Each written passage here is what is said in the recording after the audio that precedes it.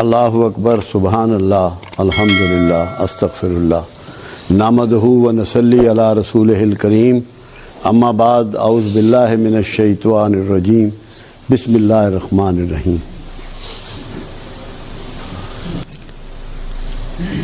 زکریا علیہ السلام کو کہا گیا کہ عمران کی بیٹی حضرت مریم کا خیال رکھا کرو، اس کی دیکھ بھال کیا کرو۔ تو آپ حضرت مریم کے حجرے میں تشریف لے جاتے اور وہاں انواع و اقسام کے بے موسمی کھانے اور پھل اور دیگر چیزیں پاتے۔ تو مریم علیہ السلام سے زکریا علیہ السلام سوال فرماتے کہ مریم، یہ سب کچھ کیسے ہوتا ہے، یہ کہاں سے آتا ہے؟ تو مریم فرماتی، جو اللہ چاہتا ہے وہ کرتا ہے، جو چاہتا ہے وہ دیتا ہے، جس کو چاہتا ہے اس کو دیتا ہے۔ تو یہ رحمت کا نزول جب وہاں ہو رہا تھا تو زکریا علیہ السلام نے بیٹے کی پیدائش کی دعا اسی مقام پہ کھڑے ہو کے کی جہاں یہ رحمت اللہ کی برس رہی تھی۔ اور یحییٰ علیہ السلام جو پیدا ہوئے، پھر پروردگار عالم نے قرآن میں انہوں نے کہا کہ 3 دن تو بات نہ کر سکے گا، یہ علامت ہوگی اس بات کی کہ تیری دعا قبول ہو گئی۔ جب آپ کو کسی جگہ کی بھی یہ کنفرمیشن مل جائے کہ یہاں رحمت کا نزول ہوتا ہے، یہاں رحمت برستی ہے، آپ کا دل اس کی گواہی دے دے، وہی مقام دعا ہوتا ہے۔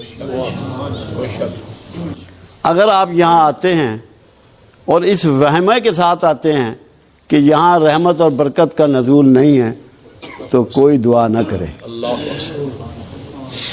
اور اگر آپ کا یہ یقین ہے کہ یہاں کچھ نہ کچھ غیر معمولی ہے، کچھ نہ کچھ اس کی رحمت برستی ہے، تو دعا ضرور کیجئے گا، انشاءاللہ آپ کی دعائیں اللہ قبول فرمائے گا۔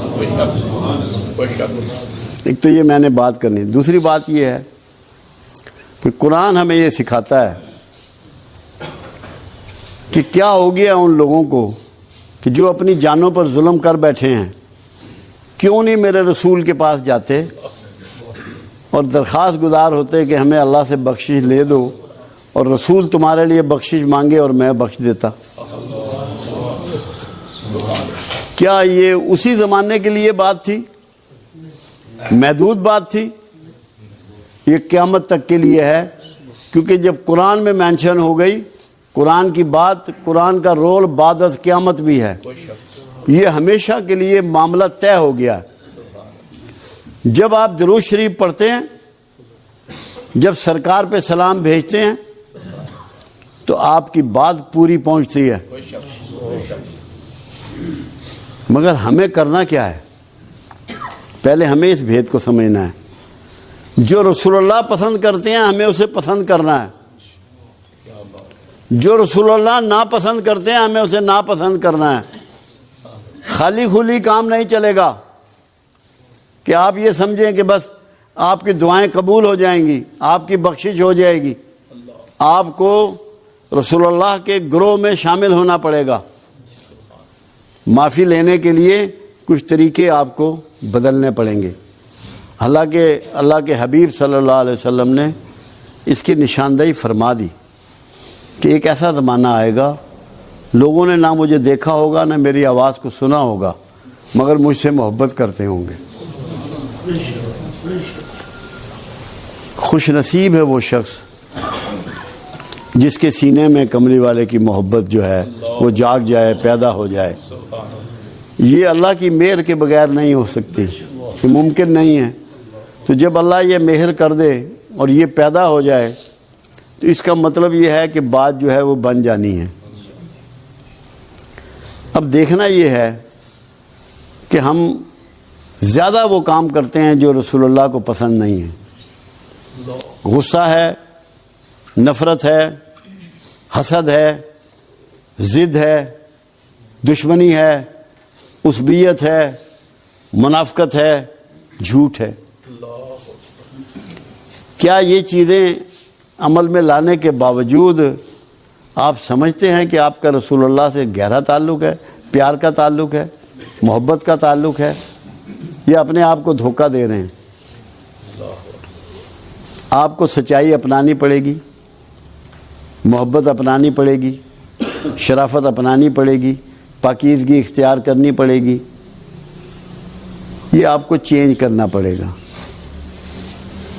اب آپ دیکھیے کہ کچھ لوگ آپ کے پاس آئے اور انہوں نے کہا کہ رسول اللہ صلی اللہ علیہ وسلم، ہم جب آپ کے پاس آتے ہیں تو جو اصحاب صفا آپ کے پاس بیٹھے ہوتے ہیں ان کی جوئیں ہمیں چڑھ جاتی ہیں، ان کی جوئیں ہمیں چڑھ جاتی ہیں، ہمارے لیے ملاقات کا ٹائم کچھ الگ کر دیجئے۔ میرے آقا کو تکلیف بہت پہنچی، انتہائی ذوق پہنچا۔ آپ نے ان کے لیے نہ کوئی ٹائم مقرر کیا، نہ اس بات کا جواب دیا، خاموش ہو گئے۔ مگر اس دن آپ نے ایک دعا فرمائی، اے اللہ، یہ میرے آقا کی دعا ہے، مجھے مسکینوں میں رکھ، انہی میں مارنا اور انہی میں اٹھانا۔ اب یہ آپ لوگوں کے لیے ہے آج۔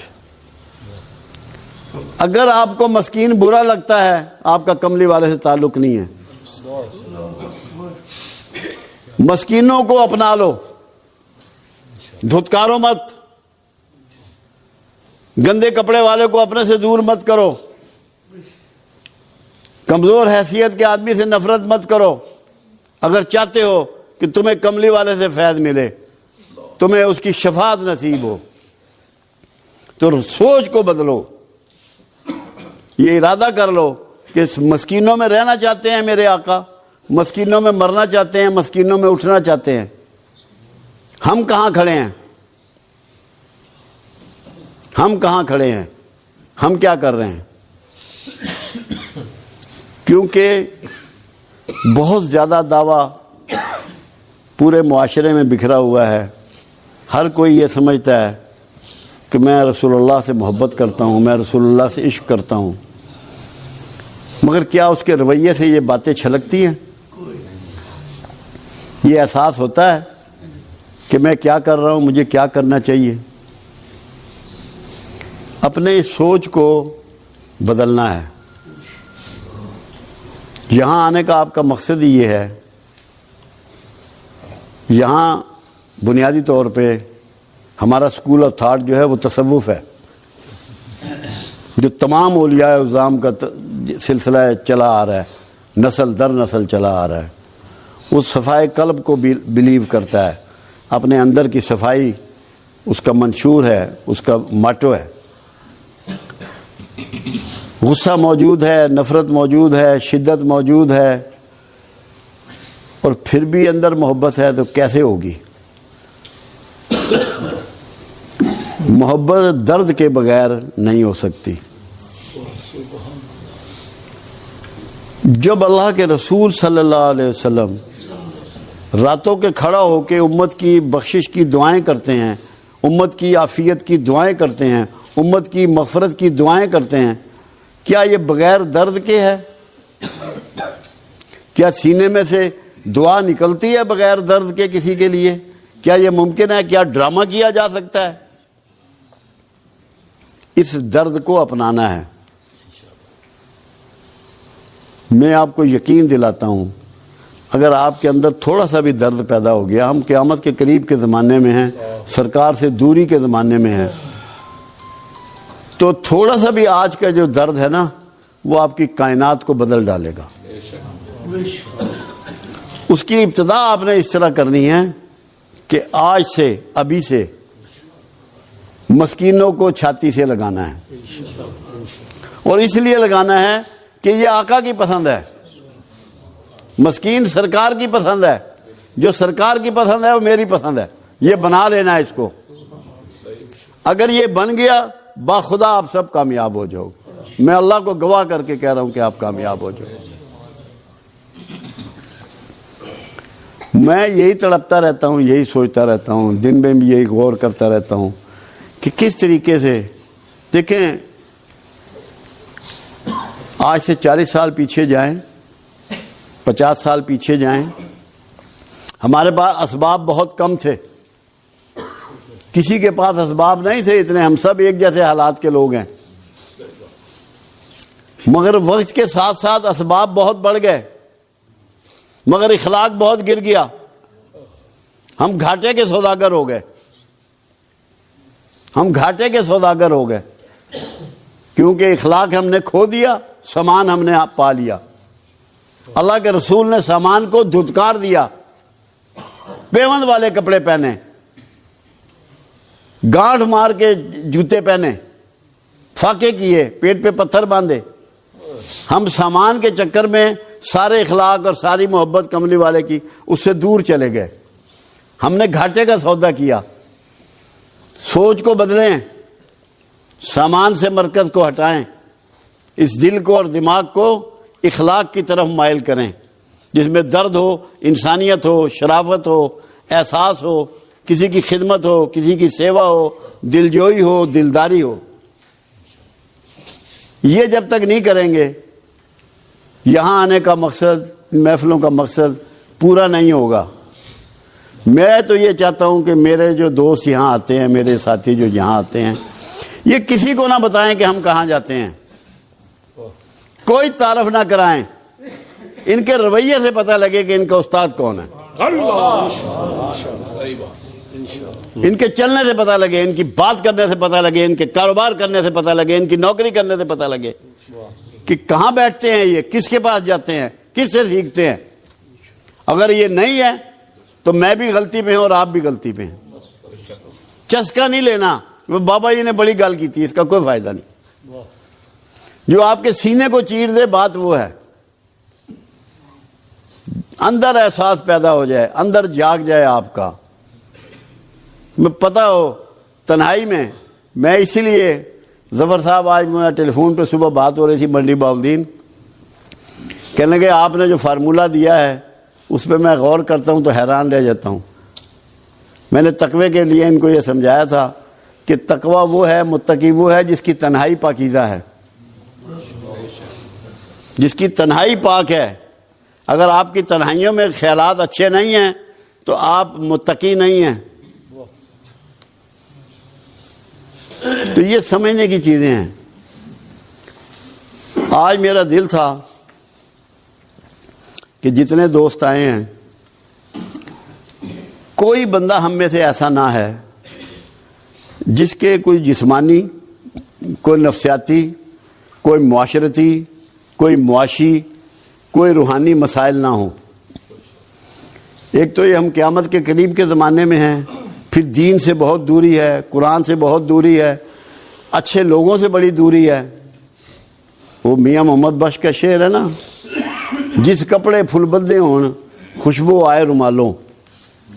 وہ سنگت کی بات ہے. پھول جس کپڑے میں بھی لپیٹ جائیں، اس کپڑے میں بھی خوشبو بکھر جاتی ہے اور پھیل جاتی ہے. ایسے ہی کسی اللہ والے کے ساتھ تعلق جوڑنے سے یہ ہوتا ہے کہ اس کی خوشبو آپ کے سینے میں بس جاتی ہے، آپ میں کچھ نہ کچھ احساس پیدا ہو جاتا ہے. اللہ کا ڈر اور خوف اور کملی والے کی محبت اس میں بیٹھ جاتی ہے آپ کے سینے میں، آپ کے دل و دماغ میں. تو میں چاہ رہا تھا کہ میرے جتنے دوست آج آئے ہیں، کیونکہ ایک تو میرا یہ ایمان ہے اور میرا یہ یقین ہے کہ یہاں رحمت برستی ہے. کچھ مجھے ایسی احساس بھی تھا کہ جس نے جو دعا مانگنی ہے اپنی، جو اس کے دل میں ہے، جو اس کی آرزو ہے، اس کے معاملات ہیں، خرابی ہے، جو بھی ہے، اللہ کے لیے کوئی کام بڑا نہیں ہوتا. ہم یہ سمجھیں نا کہ یہ کام اللہ نہیں کر سکتا. اللہ کے لیے تو ہر کام چھوٹا ہے، ہمارے لیے چھوٹا یا بڑا ہو سکتا ہے. اللہ کے لیے کسی کام کی کیا ویلیو، اس نے تو کن کہنا ہر کام ہو جانا. اس کے لیے میرے ذہن میں آج یہ تھا کہ دعا کریں گے اکٹھے، اور جس جس کے دل میں جو جو آرزو ہے وہ اس کے لیے اپنی دعا مانگ لے گا. اس سے پہلے ایک بات بہت ضروری ہے. قرآن حکیم میں یہ بات سمجھائی گئی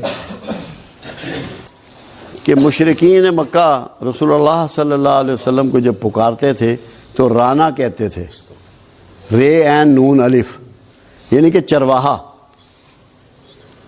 چرواہا اللہ کے حبیب نے قرآن میں یہ بتایا کہ میرے رسول کو آئندہ سے رانا نہ کہو، اس کو کہو انظرنا۔